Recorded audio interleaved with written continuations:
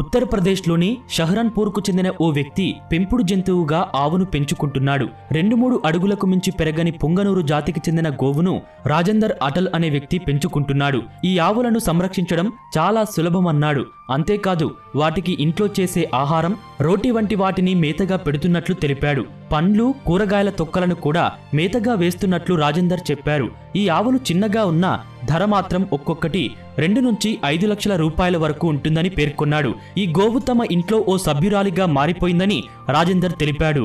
पुंगनुरु के नाम से पूरे विश्व में प्रसिद्ध है और दक्षिण भारत में इसकी पूजा होती है और तिरुपति जी के मंदिर में और इसी प्रकार के अन्य मंदिरों में जब दुग्ध अभिषेक किया जाता है तो इसी गाय के दूध से अभिषेक होता है। और ये 2 फुट 2.5 फुट 3 फुट से बड़ी नहीं होती, कई गाय तो इससे भी छोटी हैं। ये 2 फुट की हाइट वाली है। ఈ పుంగనూరు గోవుకు ఎన్నో ప్రత్యేకతలు ఉన్నాయని రాజేందర్ తెలిపాడు. భారతీయ సంస్కృతిలో ఆవును పెంచుకోవడం అనేది సంప్రదాయమని, కానీ ఆధునిక జీవన శైలిలో వాటిని పెంచుకోలేకపోతున్నారని తెలిపాడు. నగరాలు, పట్టణాల్లో ఆవులను ఇళ్లల్లో పెంచుకోవడం, మేత వేయడం, వాటి పేడ ఎత్తడం వంటి పనులు చేయడం కష్టమవుతుందని పేర్కొన్నాడు. పుంగనూరు ఆవులతో అలాంటి సమస్యలు ఉండవని రాజేందర్ అంటున్నాడు.